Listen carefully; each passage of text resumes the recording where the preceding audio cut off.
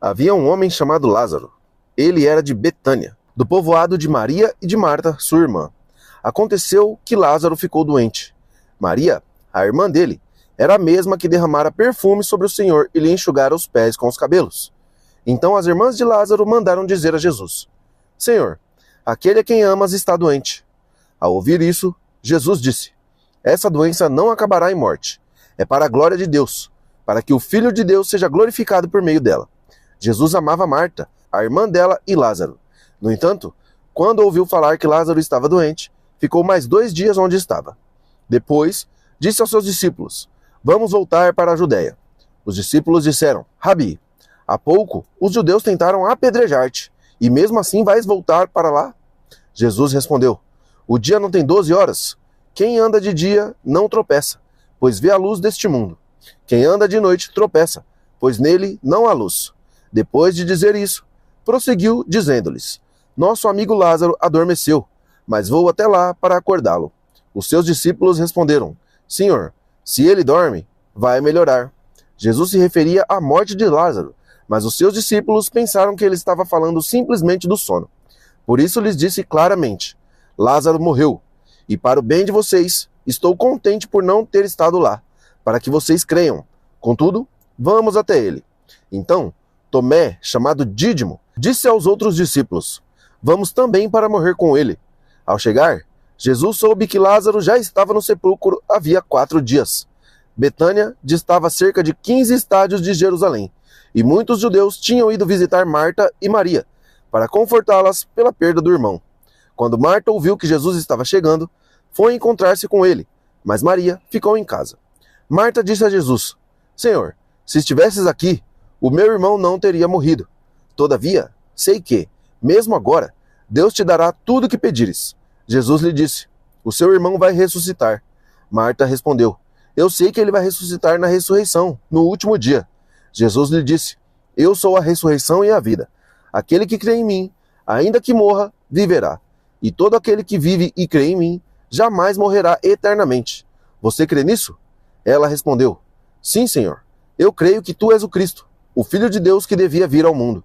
Depois de dizer isso, foi para casa. Chamou Maria, sua irmã, à parte e lhe disse: O mestre está aqui e está chamando você. Ao ouvir isso, Marta levantou-se depressa e foi ao encontro dele. Jesus ainda não tinha entrado no povoado, mas estava no lugar onde Marta o havia encontrado. Quando notaram que ela se levantou depressa e saiu, os judeus que a estavam confortando em casa seguiram-na, supondo que ela ia ao sepulcro para ali chorar. Quando Marta chegou ao lugar onde Jesus estava e o viu, prostrou-se aos seus pés e disse: Senhor, se estivesses aqui, o meu irmão não teria morrido.